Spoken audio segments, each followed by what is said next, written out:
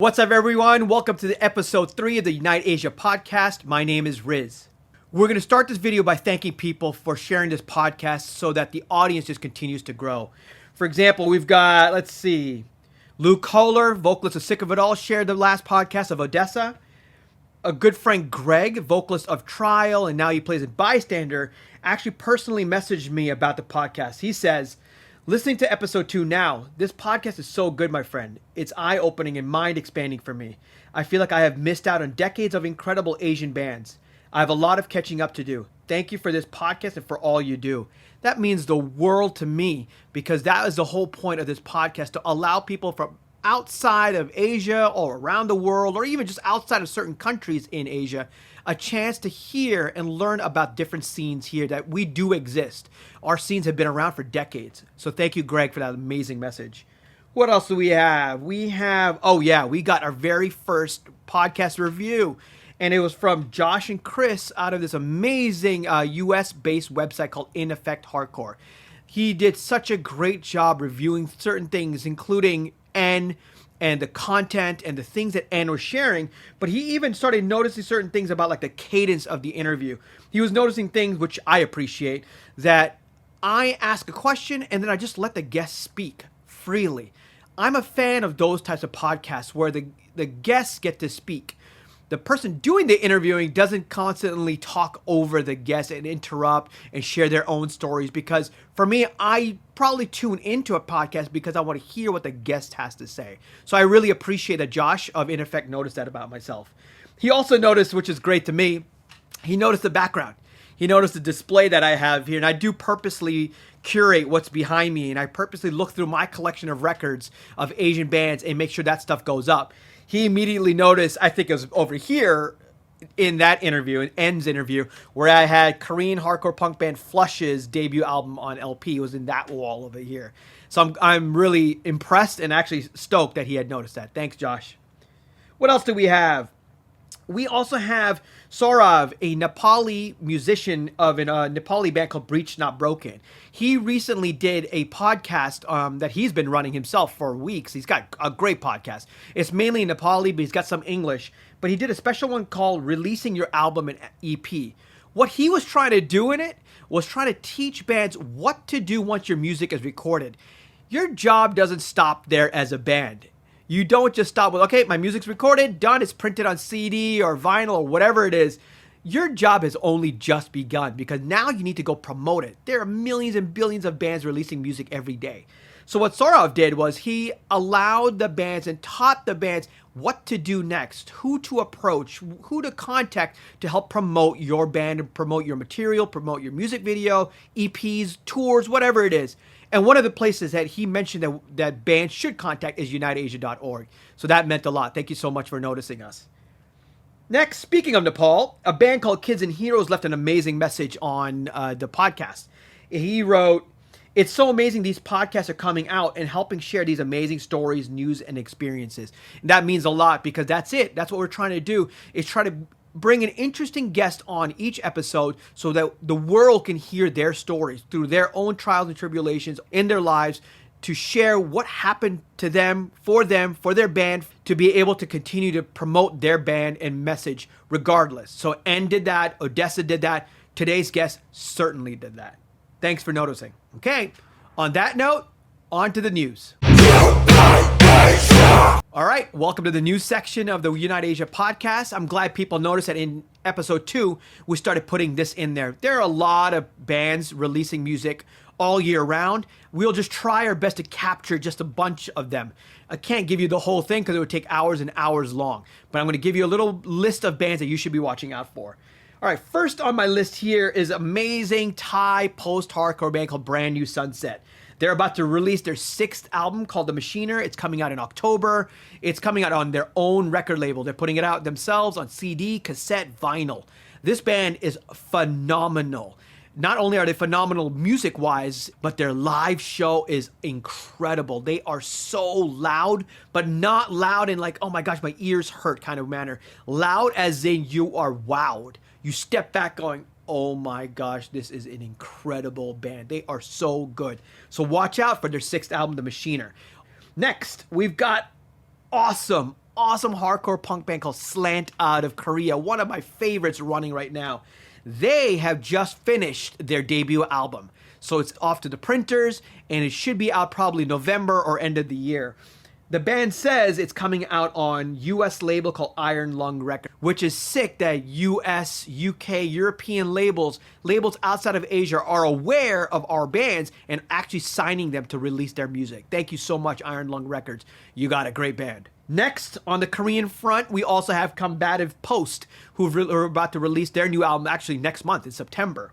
Their album is called Whiteout, and they've already released one track off the album, and it is phenomenal. It's such a great track. It's got this perfect blend of dark hardcore, so it's a little bit blackened here and there, some blast beats in there, killer vocals, really nice raw production on the guitars, so it's not overproduced at all, just the way I like my hardcore. Watch out for this. This record is going to be sick, especially if that one song, if the rest of the album sounds like that, amazing. Malaysian stoner doom band Berdoza. This band is incredible. They're about to release their debut album as well. Now, if any of you bands want to know how to do your band properly in terms of visuals, go look up Berdoza. Go to uniteasia.org, type Berdoza into search, and just look at what they do from their photos, from their album art. Everything is perfectly blended into what this band is all about. They have thought through their visuals so carefully. That's what bands need to do. Go check them out. On the Indonesian hardcore front, we got two pretty sick bands who are releasing stuff. A band called Sharkbite is releasing their second album called Relocate the Fate. It's coming out on Maternal Disaster. Actually, it's already out on CD. Maternal Disaster has promised us that it'll be out digitally by the end of the month. The band has already released a couple tracks from it. It's phenomenal. Great music. Next, we also have the 10th anniversary of a band called Fraud. This band from Indonesia is also a massive band. You know, it's got a perfect blend of heavy hardcore with some hardcore metal in there, a lot of Hatebreed influence. This band is about to release their next album, Sanctuary, in November. It's going to be sick. They've already put up one song called The Prophecy. The video is outstanding. You definitely got to go check them out. On the Japanese front, we've got an awesome hardcore punk band called Low Vision, who are about to release a new album. It's called Stand Against, but the weird part is this is also their last album because the band has decided to call it quits after 17 years. The band has said they've had a bunch of members come and go, and finally, after 17 years, they decided to call it quits. Sad to see them go, but that was a great band. They left some great music. Watch out for this brand new album. On the tour front, we've got Beijing stoner doom band called Never Before. Great band. They released a record earlier this year called Savage, I believe, and now they've announced a tour around China where they're going to take their music on the road. What a great band. Right here in Hong Kong, we got a pretty cool announcement. A band called Rain in Time is also celebrating their 10th year anniversary, and they've been celebrating it in style, releasing great music videos, brand new songs, and they also decided to work together with a Hong Kong brewery called Heroes to release a special collab beer, and the beer is called Cupsy. Cup because their Cantonese name is Cup Siu, and so they took the name Cup, and Z because I believe the beer Heroes had created a special hazy type of beer. I don't drink alcohol. I don't know what hazy means. I'm just reading what the information was that was sent to me. So apparently there's some sort of beer that's hazy. I don't know if there's a beer that's clear, so the opposite is hazy. No idea. Anyway, so they took the name Cup Siu. They took the cup part, and they took the Z part from the word hazy and put it together. So this beer, the special beer created for Rain in Time together with Heroes, is called Cupsy. So that will be out and available on Heroes' website. Now, ladies and gentlemen, we've arrived to the main feature of this episode. This is a little bit of an emotional interview for me personally, and especially for him, especially for his friends and his family. Last year, a very dear friend of mine named Melvin, who plays bass in a band called Harvest, had a tragic accident, a horrible accident, where he fell from a 2-meter high stage, fell on the floor, and hit his spinal cord on the floor, and he's been paralyzed ever since. Before you get into the interview, I just want to make sure you know that Melvin is one of those creative geniuses, a true artist of artists. He creates amazing stuff in terms of music, visuals, photography, everything that this person creates, even graphics for t-shirts, for records. Everything that he does is phenomenal. So when the news broke out that this happened to him, it was very hard for a lot of people. I'm sure it was especially difficult for his family and his close friends. What I want to tell you before you get into the interview is that we did this interview while he's paralyzed, while he's at home, so he's in his bed, unable to move from the neck down. Due to that, you could hear that his voice seems weak every once in a while, but his heart is strong. This person is a strong person, determined to make it through this. So in this interview, we go deep into his history about how a kid in Singapore got into hardcore punk. Of course, we also talk about his accident, but the point of this interview is not to dwell on the tragedy and the horrible incident, but to show the world how strong of a human being this person is. That even in this type of situation, he is still doing great things. The last thing I want to leave you with is this amazing quote straight from Melvin's mouth in this interview. He said, "I want to show the world that it's not impossible for people with disabilities to achieve things that they want to achieve." And on that note, enjoy this interview with Mel.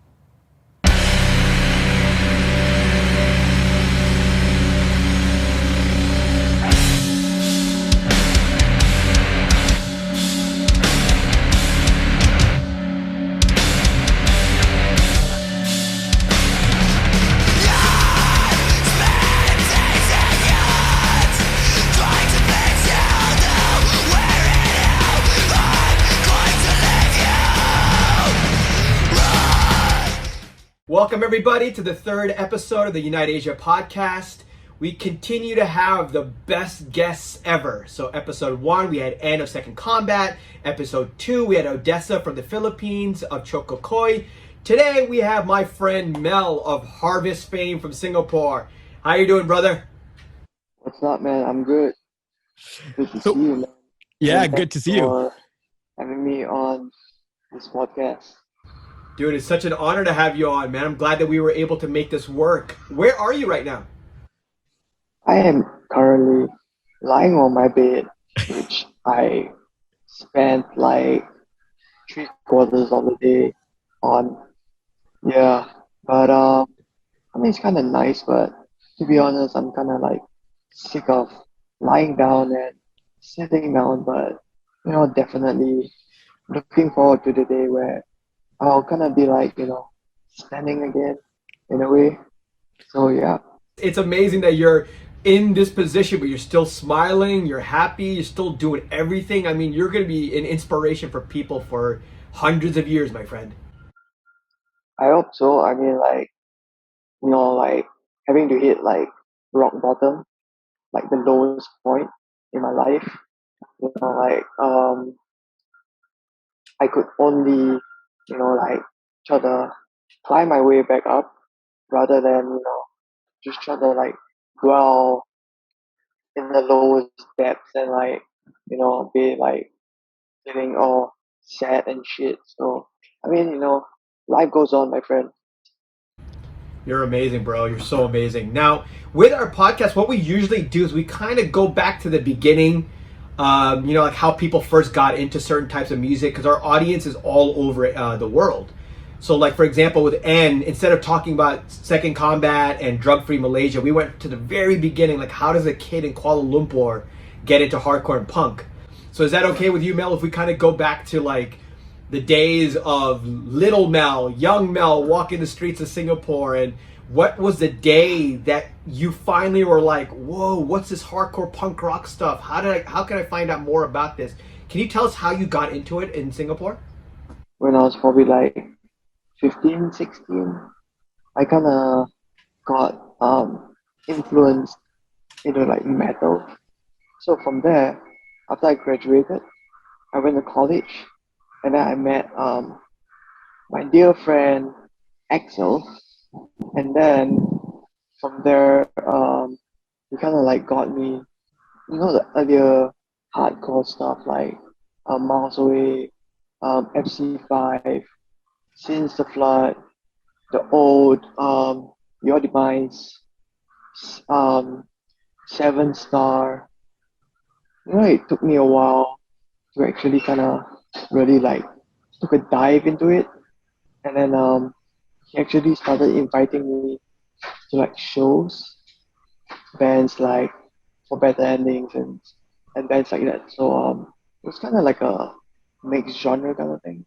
But I think out of all the genres, that were as in that were part of the show, I kind of actually got like attracted to hardcore the most. From there, I kind of just like started like going to more hardcore shows. Yeah, that's a power of hardcore and punk rock. I think there's just some sort of, for some people like you and me and lots of friends that we know, hardcore and punk become like a drug. You can't stop. You're like, oh no, like I need to get some space, but you're like, no, it keeps sucking you back in. Exactly. You know what's interesting with what you just said? I didn't realize that you got into hardcore punk until after college.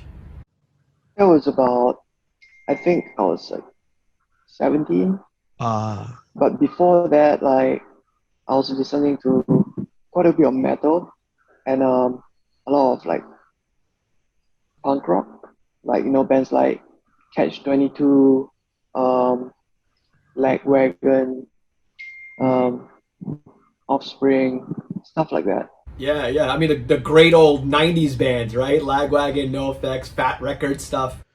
Yeah, like straight up circle beat stuff. But that's so funny because you're telling me like, you're into more metal and punk first, then you got into hardcore, but when you started going to shows, it was like a mixed bill of bands, right? That's what you're saying? Yep. So it makes sense that Harvest is such an amalgamation of all these different sounds, because you didn't grow up with one sound. You grew up with so many different sounds going into your brain. So how did you go and end up creating Harvest, and why did you guys have such a great vision to be like, you know what, we want it to have no parameters with our music. We want to play whatever we want to play. I had this band which was around for, I think, a good 6 to 8 years, or maybe about 8 years, Ruins and Remains.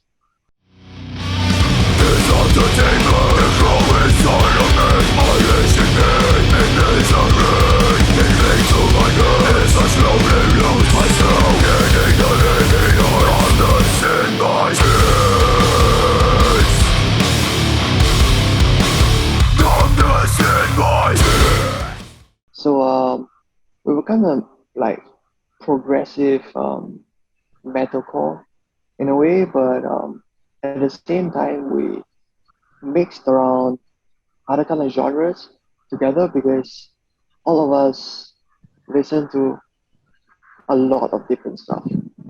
So like at the end of Ruins and Remains, at that point of time, I kind of got deeper into more sludgy, doomy stuff, and like kind of like a bit of noise as well. So I thought, like I wanted to try something new.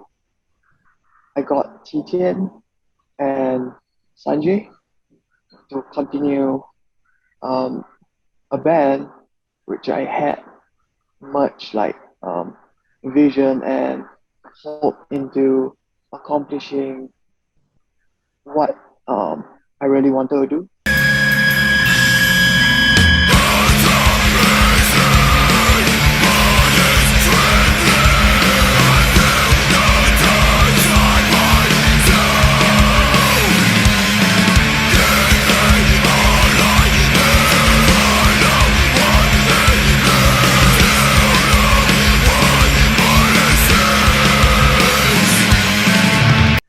For Harvest, the good thing about it is, even up to now, like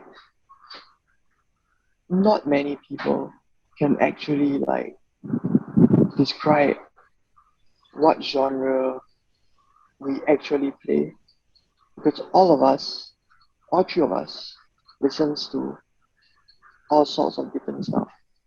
So I think that's a good thing about us, because if for people who have listened to us from the very first time that we put out our first couple of songs to what we have up to now, we can actually realize that our songs, there's a lot of like variations in it. Oh yeah, I would agree 100%. I mean, I remember even with United Asia, the very first time Harvest released music, you immediately, I mean, I get a lot of music comes into Unite Asia. People send me stuff all the time. So like my ears eventually just kind of go, oh yeah, sounds good. But with Harvest, as soon as I press play, I was like, whoa, what's this? Like I literally had that big of a reaction. I was like, because the noise was so good. You could hear that there was different layers. And I remember seeing your band picture and there's only 3 guys. I was like, how the fuck can this only be 3 guys? It was just such a mind warp for me. So I was so excited to hear it.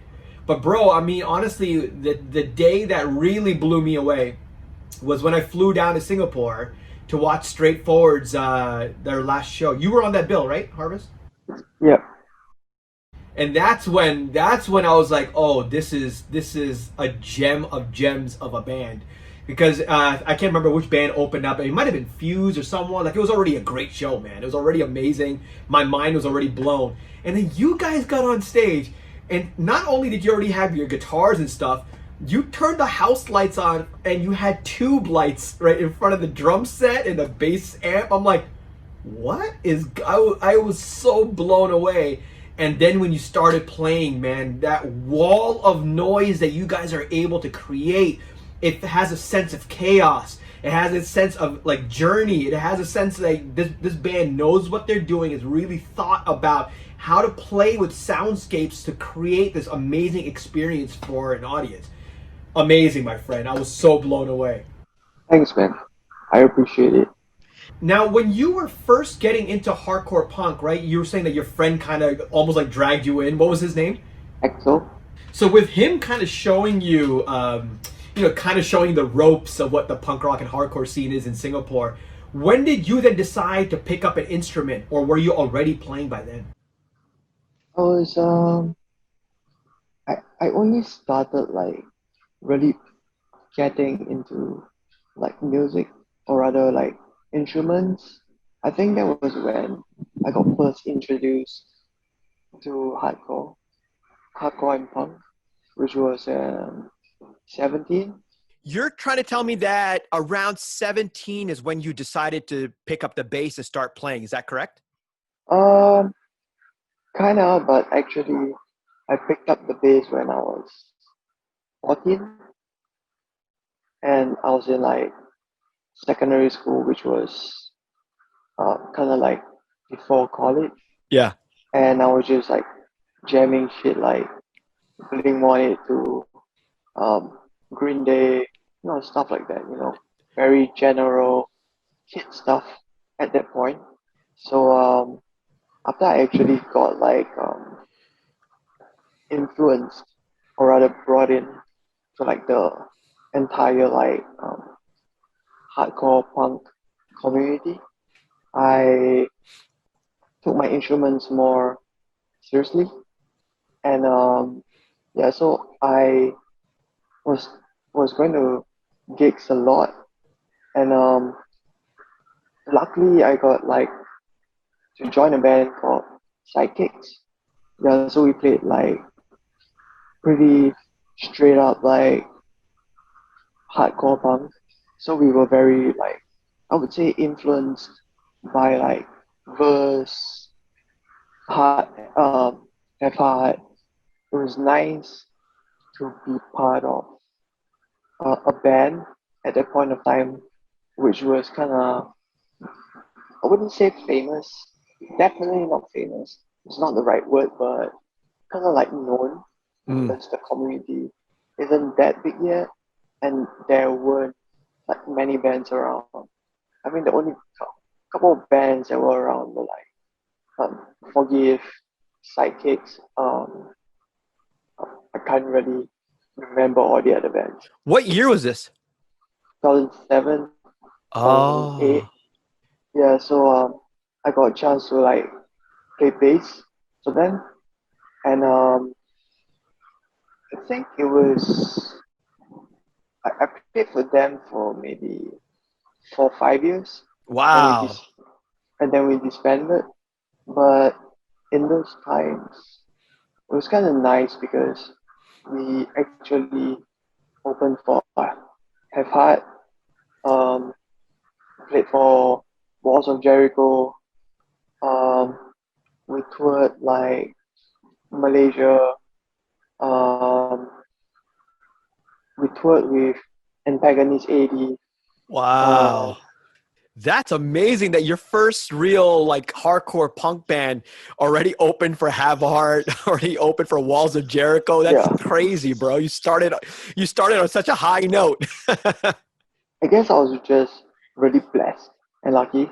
Yeah. I think the first show that I played with Sidekicks was Walls of Jericho. That's awesome, man.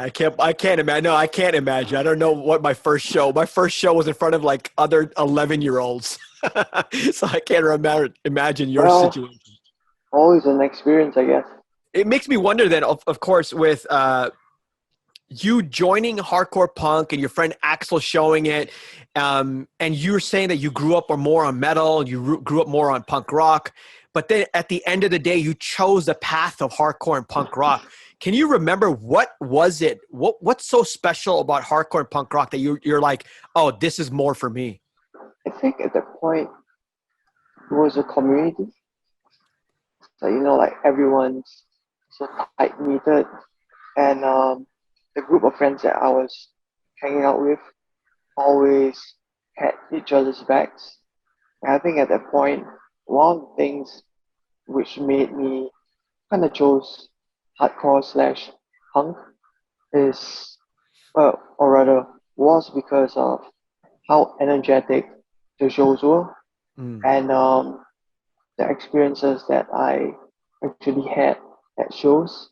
Like just constant stage divings, steps, hardcore dancing, and plus, at that age, it was all about just fucking around, vibing out.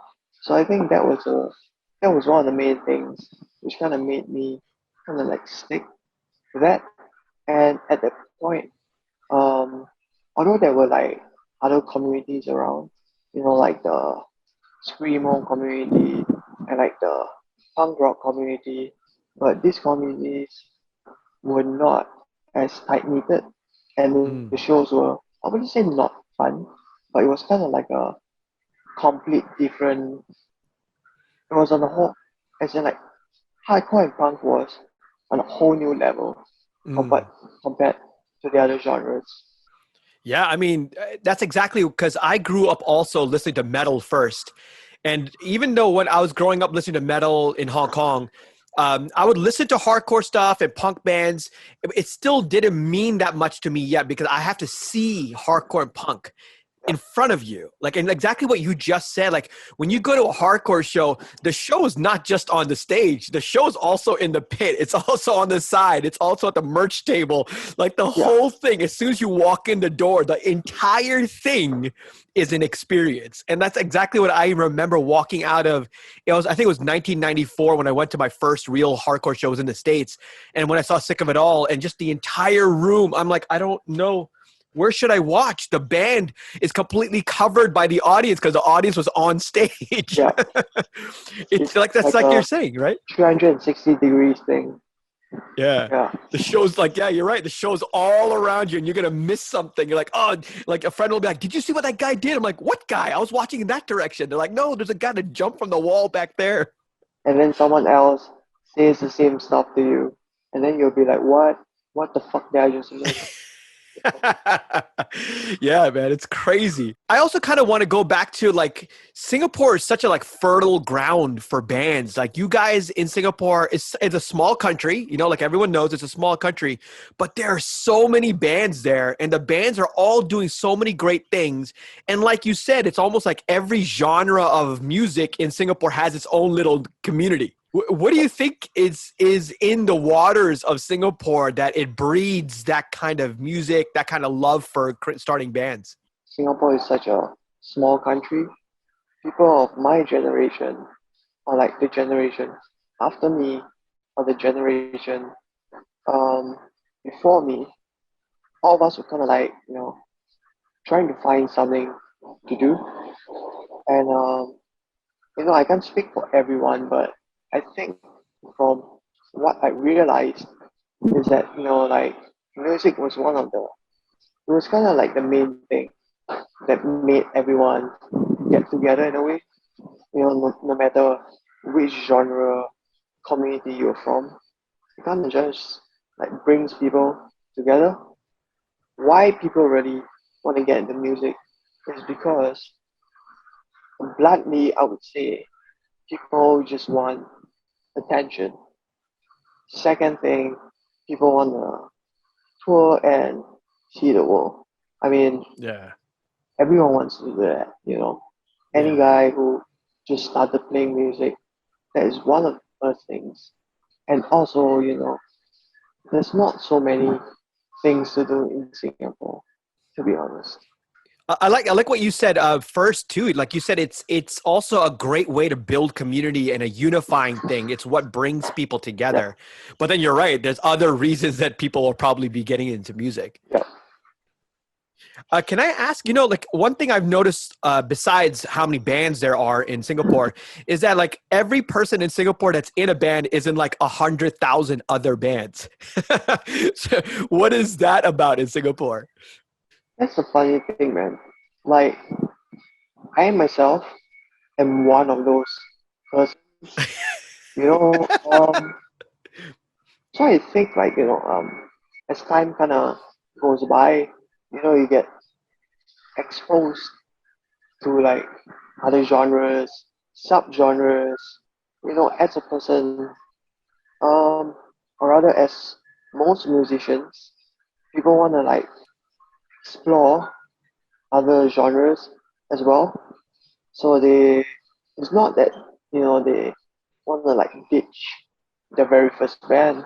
It's more of like they just wanted to like get more exposure in a certain genre, try something new, get into some other communities, and kind of like widen their music knowledge and also Mm. widen their social circle of like musicians, I would say. Yeah, I mean, that's a great answer. I never even thought about that way. That, you know, when band members are playing in a lot of different bands, you're right. They're not playing in similar bands. They are playing in a different type of genre in this band, in a different type of genre in that band, in a different type of genre in a fourth band. And when they're doing that, they're just broadening their horizons of, you know, instrumentation, chords, notes, arrangement, especially with you guys. They're also learning more about, you know, noise and how to control the noise, how to control effects and soundscapes. Yeah, that's a great answer. That's a great reason why I feel like a lot of Singapore bands that come out just keep getting better and better and better and Yeah. better. So Mel, we've done quite a lot of digging into your history about Singapore and the scene. I know that a lot of people that are watching this are probably going to want to know the background to what happened to you last year and how you ended up becoming paralyzed from, I think you're paralyzed from the neck down. Is that right? Um, it was the neck down, but in this 1 year, I'm starting to feel like my chest. I'm starting to feel like a quarter of my back, and there's like more sensations on my arms right now. So yeah, that's like a huge plus point, man. Oh my gosh. I didn't know that. I didn't know that you're feeling sensation in your body, Yeah, bro. Congrats. and also I'm technically off the ventilator. I took out the tracheostomy from my throat, so now it's like I'm actually speaking with my normal voice without any like help from the ventilator. Oh my God, this is the best news Yeah, ever, man. man. No wonder you've been smiling the whole interview. I bet you're probably like, wow, just a few months ago, there's no way that Riz and I could do this interview. Now you're doing it completely Yeah, fine. then. Hell yeah, bro. That's the best news ever. So let's go back to that dreadful night. I don't want to rehash it a million times for you. I'm sure you've talked about it a lot, but I think that story and how you've persevered through it and fought through it is going to be so inspiring to so many people all over the world right now.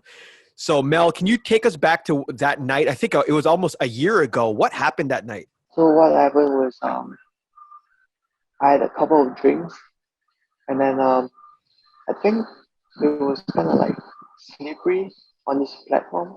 So what happened was that I slipped, and then I fell on my back, and that just because of that fall, I fractured my C3 and my C4 of my spinal cord, which is basically the highest point of anyone's spinal cord. It's like the highest cervical area.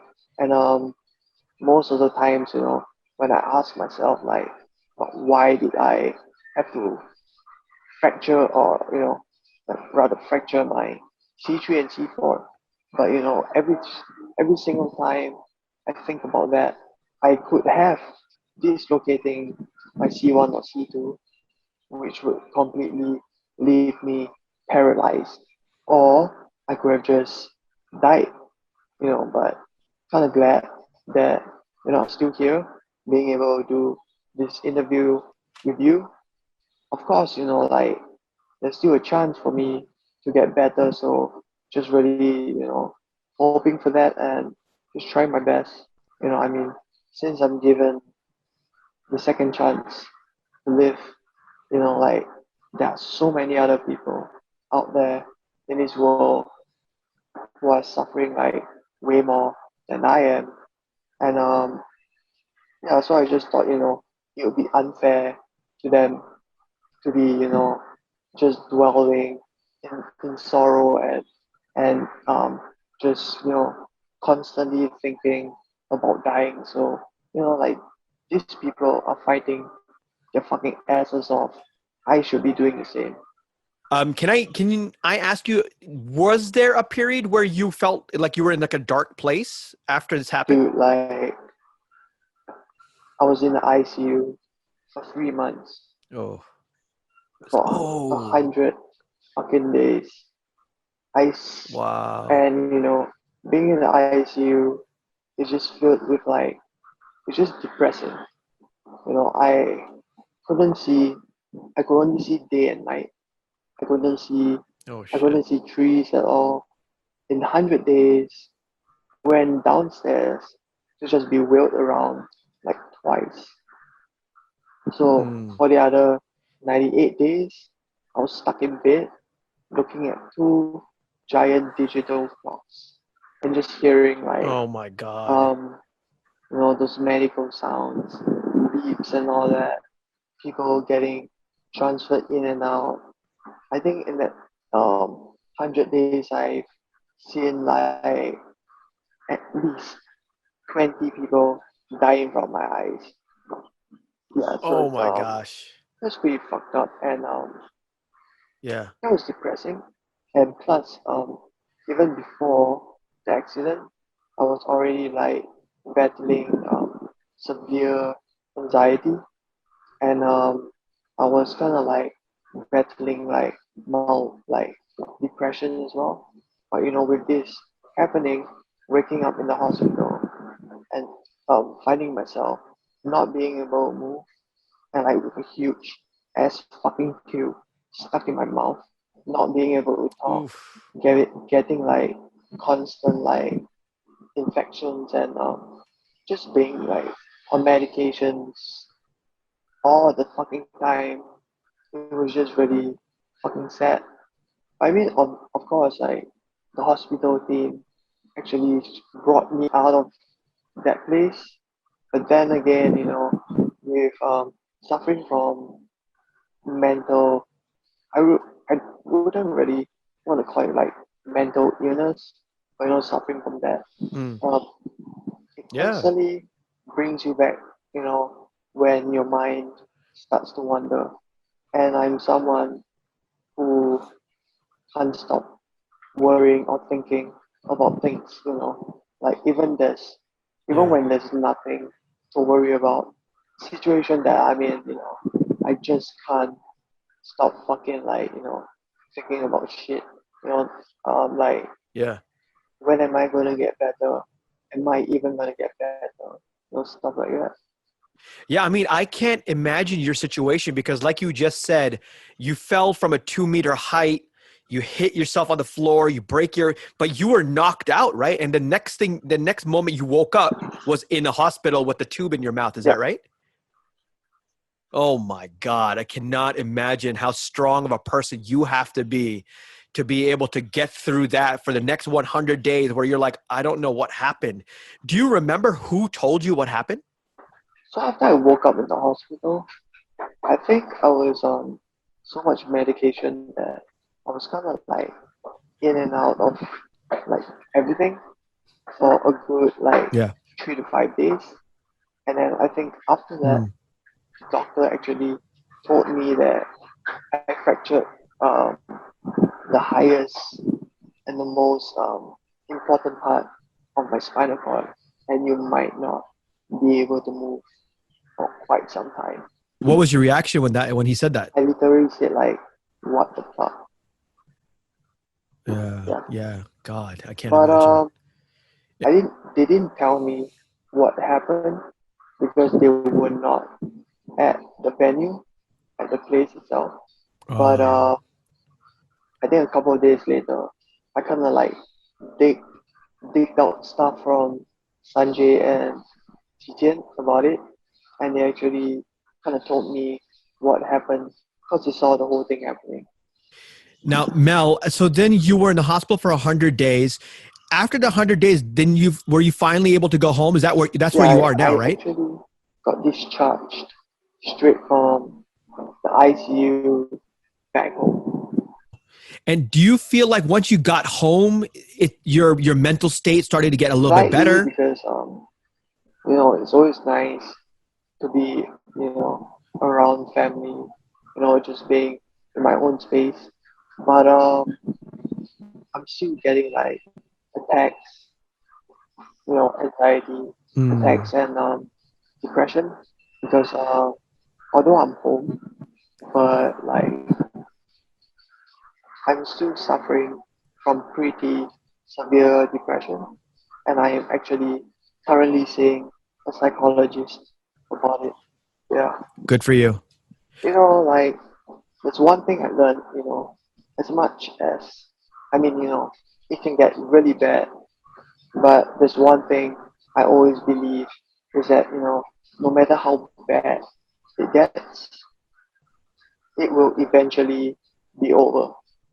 You're like the most hardcore person I know on the face of this planet, my friend. I'm very, very proud to call you a friend. I'm very proud for you to be my friend. You're amazing, Mel. Mel, then when you finally got home, because the next thing I knew about you or learned about you is that you blew my mind like you always do. You're such an incredible person. Even as I'm listening to you, I'm like, this guy's strength, mental strength, is beyond anything I know. And your music is incredible. Your musicianship is incredible. Your stage show is amazing. You're a good friend.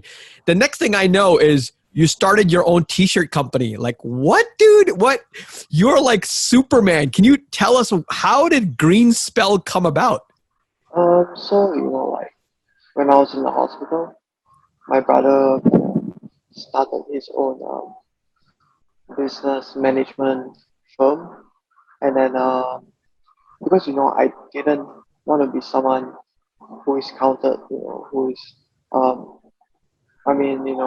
disabled in a way and just lying down here and not making full use of my life, because I can kind of still do things, I can communicate, so I just want to kind of make the best out of it. So I was helping my brother for a while, and then after some time, I kind of thought to myself, in my current state, with my knowledge on certain things and experience on certain things, why not make the best out of it, And so at the start of, I think it was in December or like January, I actually thought to myself, like, hey, why not, do something that I've always really wanted to do, which was an apparel line.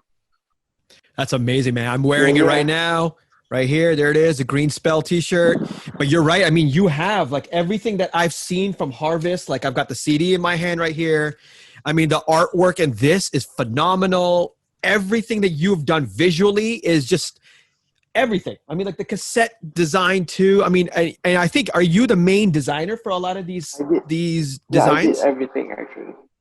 Yeah, I remember when you and your band and my band got together and we came up with this, and you designed this whole cover. And as soon as you sent it to us, we're like, "Yep, that's it. That looks great. Done." So now, Mel, then talk us through how. So you come up with the idea for the T-shirt, right? Like the logo, the artwork. How does it all then get into a computer? Do you tell someone to do it? Is someone with you? Green Spell is like a two-man team. So luckily, I have this friend, which I've known her for like maybe like 6 to 7 years, and then we kind of like stopped talking for a while, and then she found out about my accident, and then we kind of like started like talking again, and then like I found out that she does like web development, coding, and she has like a design background as well, and we kind of like instantly clicked again. So I just kind of asked her like, "Do you want to be, like on board?" And she's like, "Yeah, sure." I mean, it's always nice to have something you kind of call your own, And yeah, so Yeah. I think I was really fucking blessed to have her on board, and she's like 150% dedicated to this. So I think in That's terms awesome. of designs, I have the idea, and sometimes I try to get like references put together, and then I try to explain to her what I want and the idea behind it. And out of all the designs that we have currently, we will always have like maybe like daily video calls and I discuss about stuff. Oh, nice. And then I'll tell her the ideas and she'll deliver it to me on the night itself or the next day. So it's really fast. And that's so cool that you do have somebody else to bounce ideas off of and bring your ideas that just sit in your incredible brain, because you're such a creative person, that she brings it to life. That's awesome that you have this person. I want to thank her too for helping my friend Mel. You're amazing. Mel, you also, besides this shirt, you also had another shirt. It's got like the Biohazard logo on it. And that was a shirt that you actually tried to raise funds. Can you talk about how that came about and why you decided to do it? So I can't really remember how that idea even came about, but why I decided to like send like the 100% proceeds of the t-shirts to the migrant workers, because throughout the years I've always thought like like Singapore wouldn't be where we are right now if not for these people. Like we wouldn't have fucking roads, we wouldn't have like people cleaning toilets, we wouldn't have fucking houses to live in, we wouldn't have a clean fucking green city, so like a lot of the things in Singapore, if not for these people, we wouldn't be where we are right now. At this point, they are really going through a hard time in terms of, being affected by this entire fucking situation. Not having jobs, not being able to send money back to their families. So I thought like, I might not be able to raise $10,000 or some shit like that. But I just thought to myself, just doing something at least. Yeah, I mean, that's amazing that you're doing that, because you're right. They're like the unsung heroes of Singapore, right? They're the ones, like, you know how when a band is playing, it's not the band itself that the band should be thanking. It's all the people behind them, right? The people that fix the amps, that fix the guitars, they're people who are putting the lighting rigs up. Those are the unsung heroes that the audience doesn't know about. And that's amazing what you did. Just like these migrant workers are what makes Singapore look the way it does and function the way it does. It's such a nice thing that you did. Thank you for doing that. It's just such a kind thing for you to do. And it just continues to show, you know, what kind of a person you are. Like you said, you're just a very giving person. And that always, no matter what state you're in, buddy, like you can just feel it. You can sense it through the way you communicate. Like even getting ready for this interview, you know, the way you answered on the messenger, you could just sense that you're just such a kind person. You're like, yeah, I'll make it work. Don't worry, man. I'll figure out a phone. Someone will hold it for me. I'll figure it out. It's just such a kind thing for you because you're such a good dude. So this is it. We're at the very end of our interview. Thank you for your time. Are there any last words or anybody you want to thank, or do you want to tell anybody about what your future is for Green Spell or Harvest? I think for Green Spell, like, I just want to, like, as much as, you know, like, we are working as a two-man team, but I'm not someone who likes to, like, dream big, but at the same time, I want to try to, like, push it as far as I can. I want to show the world that, you know, it's not impossible for people with disabilities to achieve things that they want to achieve. As of Harvest, it's really hard to say because, you know, like, they're lacking a bassist right now and a vocalist. So, you know, I feel, you know, it's kind of, you know, with this entire accident happening, you know, like, I felt really unfair to them because it kind of feels like because of me, they kind of have to stop what drives them every day.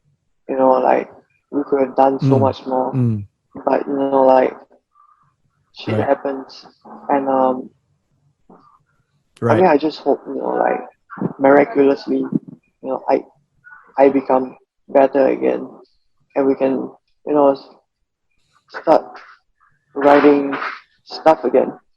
But I think as of now, Harvest is going to be on a really, really, really long hiatus. Right. We're definitely not going to call it quits. I mean, nice. For anyone out there, you know, who really likes us, and are expecting stuff from us, I'm sorry to disappoint, but you're not gonna hear anything just yet. But if things get better, I promise you that we will make sure that we're gonna write stuff that you will never ever fucking imagine. Hell yeah. That's what you want to hear, man.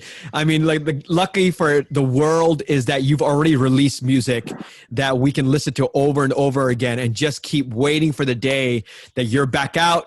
You can step on stage. I mean, wherever that's going to happen, I'm sure that show will take place in Singapore. I will definitely fucking fly out to it, come out and be like, dude, Mel made it through. He's on stage right now. I got to be there and see it, bro. I cannot wait for that. Hell yeah, bro. Hell yeah. It's going to happen. It's going to happen, man. Good thoughts, man. Lots of good thoughts, lots of good prayers, lots of strength through the computer, through the phone. Always, my friend. And I think, like, you know, like, I really want to thank, like, my family, the people around me, especially, like, my business partner, or rather my friend, Cass, Sanjay, especially, and, my other friend, Swan Hong, and the guys from Losing, and of course, and of course, not forgetting the people who actually took care of me in the hospital and are still taking care of me right now. You know, like, I wouldn't be where I am right now because of them. So I'm just thankful, really, really thankful for all this. All right, bro. On that note, thank you so much. Take care of yourself. You too, man. Peace, brother. Peace. All right, that's the end of episode 3 of the Unite Asia podcast. At the end of this podcast, what I would love for you guys all to do is to go down to the green spell link in the description. Please check out Mel's apparel line. Grab a t-shirt or two. Grab a t-shirt for your family, for your pets, for everybody. Let's help Mel blow up his apparel line so the world knows that regardless of what situation you're in, you can achieve anything that you want. On that note, peace. Look at what we've been through.